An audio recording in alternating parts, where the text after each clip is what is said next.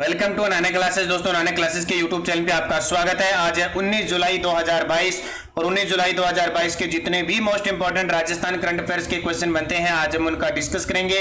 पूरा वीडियो ध्यान से देखना और लास्ट में मैं आपसे क्वेश्चन पूछूंगा जिनके जवाब आपको कमेंट बॉक्स में देनी है। तो स्टार्ट करते हैं आज की मोस्ट इंपोर्टेंट 19 जुलाई 2022 की राजस्थान करंट अफेयर्स की क्लास एक मोटिवेशनल स्पीच के साथ। क्या है आज का 19 जुलाई का मोटिवेशनल स्पीच?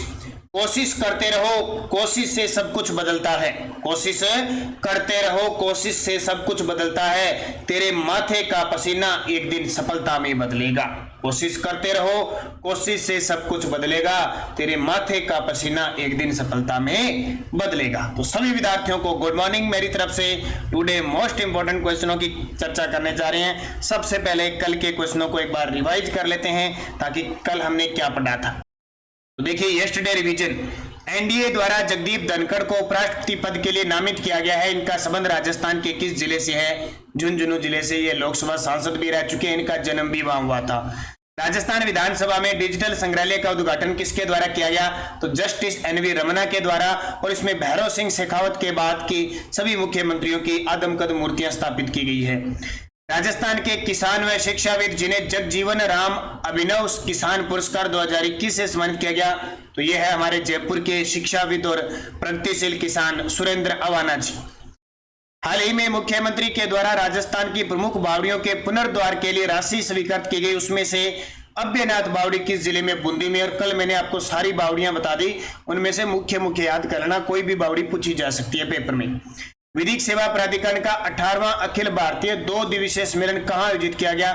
जयपुर में। और मुख्यमंत्री निःशुल्क निरोगी राजस्थान दवा योजना की पहली मासिक रैंकिंग में कौन सा जिला पहले स्थान पर रहा है? श्री गंगानगर। तो ये थे कल के क्वेश्चन। स्टार्ट करते हैं आज की क्लास का पहला प्रश्न। देखिए, जल्दी से शेयर कर दे सारे विद्यार्थी वीडियो को और लाइक जरूर कर दिया करो आप, और जिस चैनल पे सब्सक्राइब जिसने नहीं किया वो जरूर करें। तो पहला प्रश्न देखिए, राजस्थान का वह गांव कौन सा है जो आदर्श ग्राम सम्मान पुरस्कार प्राप्त करने वाला पहला राज्य का पहला गांव बन गया?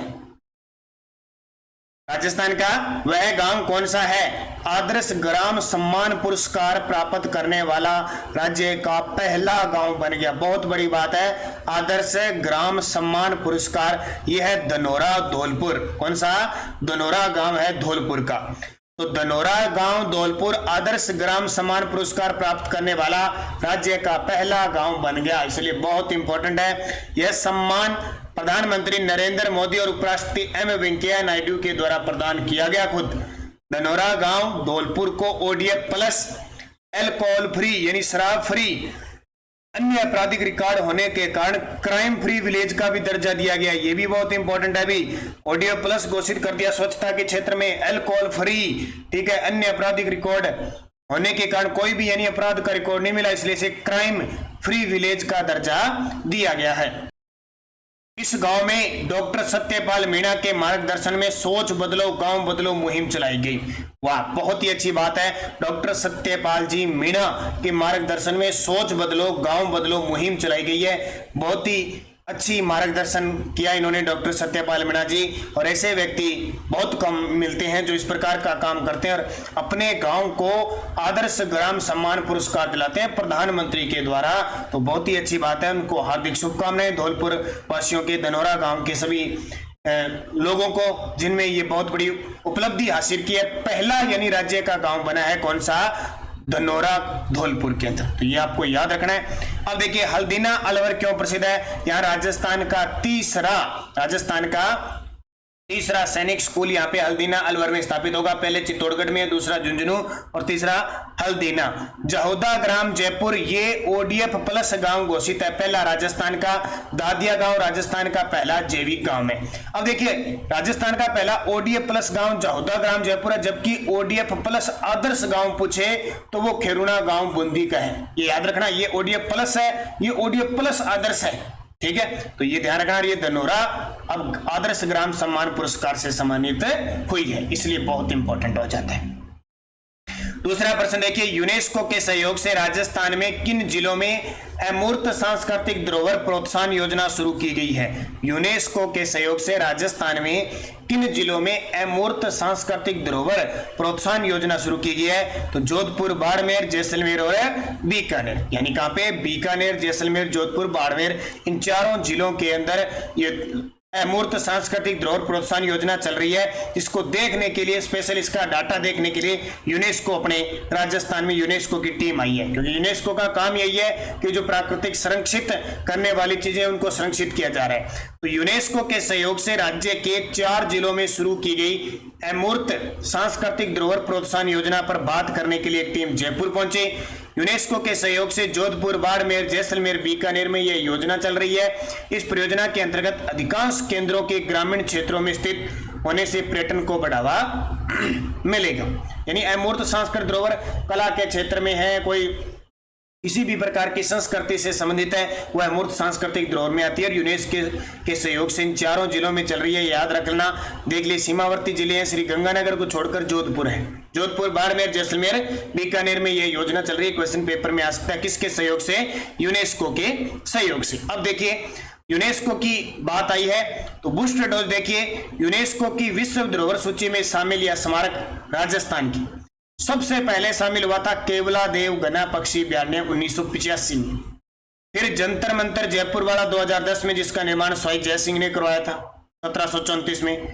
फिर 6 दुर्ग आए थे, चित्तौड़गढ़, कुंभलगढ़, गागरोन, जैसलमेर, रणथंभौर, आमेर 2013 में। ये अक्सर पेपर में आते हैं। एक सूत्र है इसका, आम, गाजर, चीकू। इससे भी याद रख सकते, खाने वाली चीजें याद ही रह जाती हैं। आम चलते हैं ना, अब आम है, गाजर है, चीकू, ये तीनों, ठीक है। तो इनको हम याद भी रख सकते हैं बड़े आसान तरीके से। तो देखो कैसे, आम से आमेर, गा से गागरोन, जय से जैसलमेर, रह से रणथंभौर, ची से चित्तौड़गढ़, कु से कुंभलगढ़। तो चित्तौड़गढ़, कुंभलगढ़, गागरोन, जैसलमेर, रणथंभौर, आमेर वर्ष 2013 में। जयपुर के परकोटे को अभी 2019 में शामिल किया गया।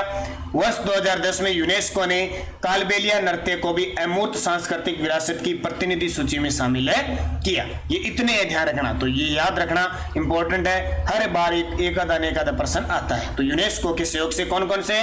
जोधपुर, बाड़मेर, जैसलमेर, बीकानेर। तीसरा प्रश्न देखिए, 48वीं जूनियर तैराकी प्रतियोगिता में राजस्थान की युग चेलानी ने कौन सा पदक जीते हैं? 48वीं जूनियर तैराकी प्रतियोगिता में राजस्थान की उदयपुर जिले की युग चेलानी है, उन्होंने कौन से पदक जीते हैं? तो उन्होंने एक रजत जीता है, एक कांस्य जीता है। तो बी और सी इसका सही जवाब हो जाएगा। उदयपुर के तैराकी युग चेलानी भुवनेश्वर उड़ीसा में चल रही 48वीं जूनियर तैराकी प्रतियोगिता में 200 मीटर फ्री स्टाइल में तो ब्रॉन्ज यानी कांस्य जीता है, और 200 मीटर बटरफ्लाई में सिल्वर मेडल जीता है। तो इस खिलाड़ी का नाम याद रखना, युग चेलानी उदयपुर की तैराक है। इसका संबंध किससे है? तैराकी से। Centre for science and environment की रिपोर्ट के अनुसार राजस्थान के किसानों की औसत कमाई वर्ष 2018-19 में कितनी थी? यानी अब रिपोर्ट अब आई है, लेकिन वो कब की बता रहा है? 2018-19। इससे कौन बता रहा है? Centre for science and environment की रिपोर्ट के अनुसार राजस्थान के जो किसान हैं, इनकी औसत कमाई वर्ष 2018-19 में कितनी रही? तो ये औसत कमाई आपको मासिक बता रहा हूं, मासिक है, ठीक है। औसत कमाई कितनी है? मासिक है वो है 12,520 रुपए। मासिक है 12,520 रुपए। तो centre for science and environment CSE, ठीक है, CSE की रिपोर्ट के अनुसार 2018-19 में राजस्थान के किसानों की औसत कमाई, मासिक औसत कमाई कितनी है? 12,520। 12 से गुणा करोगे तो ये साल का आ जाएगा, ठीक है। तो ये अभी रिपोर्ट आई है, ध्यान रखना। ये मत समझ लो 2018-19 का प्रश्न है। तो 12,500 मासिक है, यानी महीने का है, और पूरा वर्ष पूछे तो इसको 12 से गुणा कर देना। एक और याद रखना नोट, CSE की रिपोर्ट के अनुसार राजधानी जयपुर में लिंगानुपात 902 अंक आ गया है प्रति 1000 पुरुषों पर महिलाओं की संख्या। हालांकि जनगणना 2011 की चल रही है, लेकिन बीच बीच में ये जो संस्थाएं हैं ये रिपोर्ट जारी करती रही है। तो अभी हाल ही में centre for science and environment ने एक रिपोर्ट जारी की है कि जयपुर का जो राजधानी जयपुर है उसका लिंगानुपात 902 है। तो ये भी आपको याद रखना है। तो ये प्रश्न आपके लिए इंपॉर्टेंट हो गया। 12,520 रुपए किसानों की मासिक औसत कमाई थी। 5 नंबर देखिए, किस जिला प्रशासन द्वारा स्कूल पधारो जेसाणेरी लाडली योजना शुरू की गई? किस जिला प्रशासन द्वारा स्कूल पधारो जेसाणेरी लाडली योजना शुरू की गई? तो नाम से ही पता चल रहा है, जेसाणी, जेसाणी यानी जैसलमेर जिला प्रशासन द्वारा शुरू की गई। तो स्कूल छोड़ चुकी छात्राओं को वापस लाने के लिए जैसलमेर जिला कलेक्टर द्वारा एक अनूठी योजना शुरू की गई है। इस योजना के तहत 11 से 18 वर्ष आयु की लड़कियों को अपने स्कूल से जोड़ा जा रहा है। इस योजना के तहत शिक्षक मोबाइल वैन में गांव का दौरा करके स्कूल छोड़ चुकी बालिकाओं को समूह में पढ़ाएंगे। उनके अभिभावकों से उनकी बेटियों को उन्हें पुनः शिक्षा से जोड़ने के लिए आग्रह करेंगे। तो ऐसी पहल देखिए, बालक बालिकाओं के लिए ये पहल बहुत अच्छी है। बहुत सारी छात्राएं होती है, कोई ना कोई वजह होती है, उस वजह से स्कूल छोड़ दिया जाता है, लेकिन समय समय पर जिला प्रशासन के द्वारा, जिला कलेक्टरों के द्वारा ये जो काम किया जा रहा है ना, बड़ा शानदार है। वास्तव सलूट है उन जिला कलेक्टर, उन आईएएस अधिकारियों को जो जिस जिले में जाते हैं अपनी शान शौकत और दृढ़ निश्चय से पूरे जिले में रौनक लगा देते हैं। वास्तव हर कोई नहीं होता, कुछ एक बहुत ही शानदार होते हैं। हालांकि अब जैसलमेर की जिला कलेक्टर बदल चुकी है, टीना डाबी बन चुकी है, पहले वाले जिला कलेक्टर थे। ये बहुत शानदार है, ऐसा काम किया जाता है तो गांव वाले भी उससे क्या है, प्रेरित होते हैं, जो नए युवक है वो भी प्रेरित होते हैं। तो ये बहुत अच्छी बात है। स्कूल छोड़ चली बालिकाओं को स्कूल में आने के लिए प्रेरित करना, और अगर नहीं आ सकते हैं तो उनको समूह में वहीं जाके पढ़ाना, ये सबसे बड़ी बात है। शिक्षक, इसीलिए तो ये पद, शिक्षक का पद इतना गौरवान्वित पद माना जाता है कि जब वो अपने खुद दृढ़ निश्चय कर लेता है। हालांकि जब दृढ़ निश्चय कर लेता है और अपने आपको खुद के प्रति दूसरों के प्रति समर्पित कर देता है, तो वास्तविकता में एक शिक्षक बहुत बड़ी चीज होती है। पूरी जिंदगी एक व्यक्ति की बदल सकता है शिक्षक, लेकिन तब जब वो सही रूप से काम करे तब बदल सकता है। हालांकि कुछ अपवाद भी इसमें होते हैं। 6 नंबर, केंद्रीय आवास और शहरी कार्य मंत्रालय द्वारा हाल ही में जारी की गई रिपोर्ट के अनुसार ठोस कचरा प्रबंधन में राजस्थान को कौन सा स्थान मिला है? 8वां स्थान मिला है। तो देखिए, ठोस कचरा प्रबंधन में राजस्थान को देश में 8वां स्थान मिला है। इस रिपोर्ट के अनुसार ठोस कचरे का 100% प्रबंधन करने वाला राज्य छत्तीसगढ़ है, जबकि सर्वाधिक ठोस कचरा उत्पादन करने वाला महाराष्ट्र। राजस्थान को स्थान कौन सा मिला है? 8वां। आपको पता है कि सिंगल यूज प्लास्टिक है, उस पर 1 जुलाई 2022 से बैन लग चुका है भी, ये भी ध्यान रखना। तो हर एक आपके आसपास के लोगों को प्रेरित कीजिए, खुद भी ध्यान रखिए, सिंगल प्लास्टिक जो यूज है उस पर बैन लग चुका है। 7 नंबर देखिए, देश में साइबर अपराध को देखते हुए शिक्षा विभाग द्वारा किए जा रहे नवाचार के तहत किस जिले में प्रत्येक विद्यालय के एक शिक्षक को साइबर प्रशिक्षण दिया जाएगा? देखो, सबसे ज्यादा ठगी हो रही है, साइबर ठगी हो रही है। साइबर यानी अपराध हो रहा है। साइबर होता क्या है कि सीधा घर पे जाके किसी चोरी नहीं करना, इंटरनेट के माध्यम से बैंक खाते साफ कर दिए जाते हैं, किसी का हैक कर लिया जाता है, किसी का ऐप है, यूट्यूब है, या कोई भी चीज है हैक कर ली जाती है, यानी उसका डाटा चुराया जा सकता है, वो साइबर क्राइम है। इंटरनेट के माध्यम से जो अपराध होता है वो साइबर क्राइम होता है। तो उसके प्रशिक्षण के लिए दौसा जिले के स्कूलों के एक शिक्षक को साइबर प्रशिक्षण के लिए प्रशिक्षण दिया जाएगा। तो तैयार रहिए दौसा के जितने भी शिक्षक हैं। यह प्रशिक्षण कार्यक्रम यूनिसेफ और राजस्थान शिक्षा परिषद के संयुक्त तत्वाधान में आयोजित किया जाएगा। यह दौसा जिले के प्रत्येक विद्यालय के एक शिक्षक को साइबर प्रशिक्षण दिया जाएगा, यानी दौसा जिले से इसकी शुरुआत होगी।